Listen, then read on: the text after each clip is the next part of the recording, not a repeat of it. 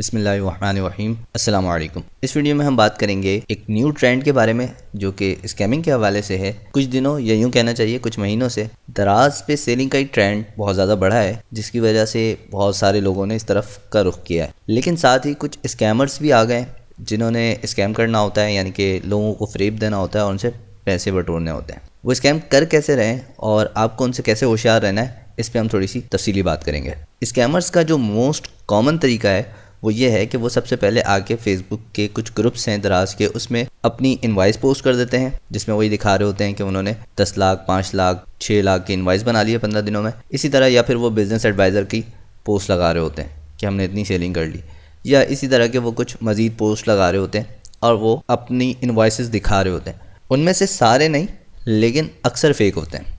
अक्सर फ़ेक होते हैं कि हमें कैसे मालूम? वो हमें ऐसे मालूम है कि जब आप इनवाइस देखते हैं और उसमें से जो डिडक्शन हो रही है उसकी कैलकुलेशन देखते हैं, उसके अलावा पे आउट देखते हैं, तो आपको खुद ही आइडिया हो जाता है कि ये इनवाइस कितनी सच्ची है और कितनी झूठी है। तो मैं कई दिनों से इस चीज़ को देख रहा हूँ, दराज पे ये चीज़ें बहुत कॉमन है। इस पे हम काफ़ी अपने ग्रुप में डिस्कशन करते रहे, अपनी टीम के साथ भी मैं इस पे डिस्कशन करता रहा हूँ। हम किसी का नाम तो नहीं लेंगे, लेकिन हम आपको बताना चाहेंगे कि आप ऐसे लोगों से होशियार रहें। अब यहाँ पे सवाल ये पैदा होता है कि अगर वो इनवॉइस झूठी होती है या बिज़नेस एडवाइज़र जो है वो सही नहीं होता, तो उनके पास ये डेटा कैसे आ रहा होता है?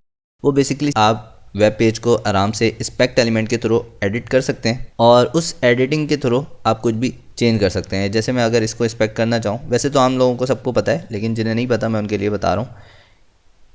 तो आप अगर इसमें से कोई भी डेटा एडिट करना चाहें तो आप बआसानी यहाँ पे कर सकते हैं। तो ये कोई बहुत मुश्किल काम नहीं है, इस तरह से बआसानी हो जाता है। उसके अलावा आपको जावास्क्रिप्ट के भी कोड मिल जाते हैं।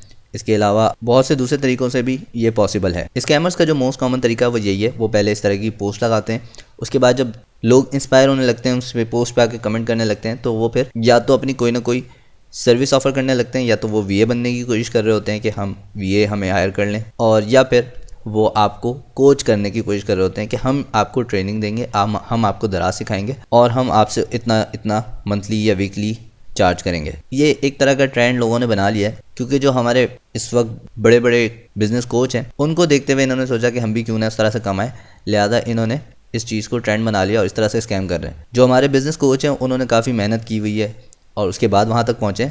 उनकी अपनी एक लंबी दास्तान होती है, वो बहुत ज़्यादा एक्सपीरियंस करके यहाँ इस मकाम तक पहुँचते हैं कि वो मेंटोर बनते हैं या आपको कोच कर रहे होते हैं। लेकिन यहाँ पे लोग जो इस वक्त हो रहा है मार्केट में, जो हमने एनालाइज़ किया वो यही है कि हर दूसरा बंदा आके अपनी पोस्ट लगा देता है और उसके बाद वो अपनी वीए की सर्विस या कोचिंग सर्विस ऑफर करने लगता है या अपना कोई ना कोई पेड कोर्स बेचने लग जाता है। तो अब सवाल ये है कि हम स्कैमर्स से बच के किस तरह से अपने लिए अच्छा वीए ढूंढ सकते हैं या अच्छी कोचिंग सर्विस ढूंढ सकते हैं। तो उसका सिंपल सा तरीका ये है कि एटलीस्ट आप पहले बेसिक नॉलेज हासिल कर लें। बेसिक नॉलेज आपको कहाँ से मिलेगी? तो यूट्यूब भरा पड़ा है। उसके अलावा लोग जो अच्छे सेलर्स हैं वो भी पोस्ट डाल रहे होते हैं, उनको बस आपको थोड़ा सा रीड करने की और समझने की ज़रूरत है, क्योंकि जो सच्ची बात होती है वो दिल में उतर जाती है और अकल में भी आ जाती है। लेकिन जो झूठ होता है वो देख के ही समझ में आ जाता है। जो थोड़ा भी बेसिक जानता है वो बंदा समझ जाता है कि ये बंदा झूठ बोल रहा है। वो और बातें लोग खामोश रहते हैं किसी न किसी मसलियत के तहत।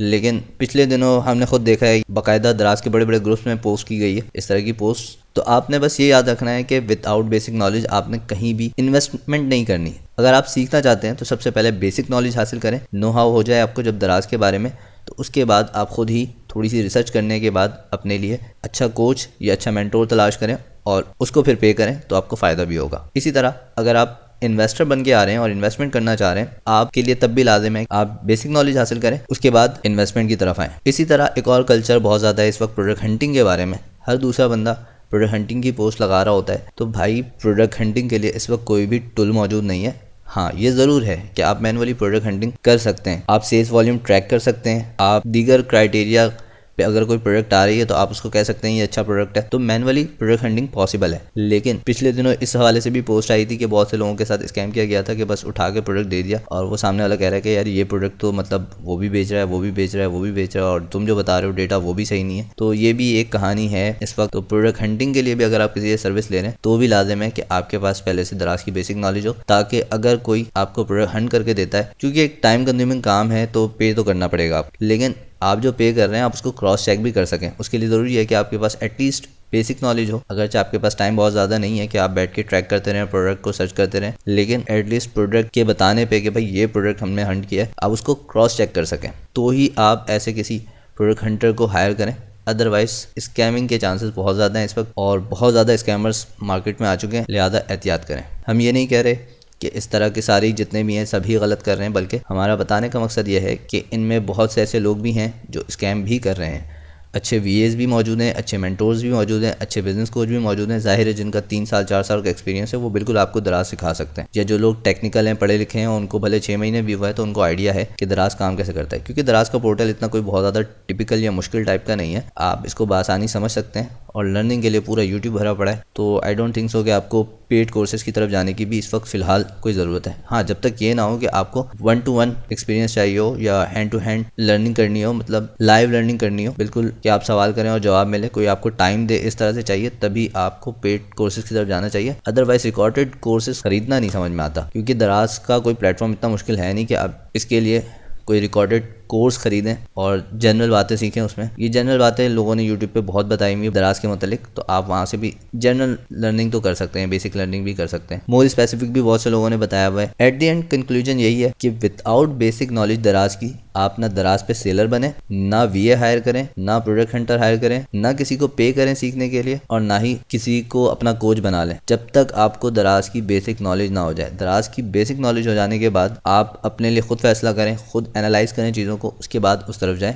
ऐसे ही आंख बंद करके सिर्फ किसी का इनवाइस देख लेना, किसी की सेल्स देख लेना और उससे इंस्पायर होकर किसी को अपना वीए बना लेना या उससे इंस्पायर होकर मेंटोर या कोच बना लेना, ये आपके लिए नुकसानदेह साबित हो सकता है। हमारा काम बताना है, हमने आपको बता दिया। उम्मीद है आपको ये वीडियो समझ में आ गई होगी। मजीद इस तरह की वीडियोज़ के लिए हमारे इस चैनल को सब्सक्राइब करें। मिलते हैं अगली वीडियो में, तब तक अपना ख्याल रखिएगा। अल्लाह हाफिज़।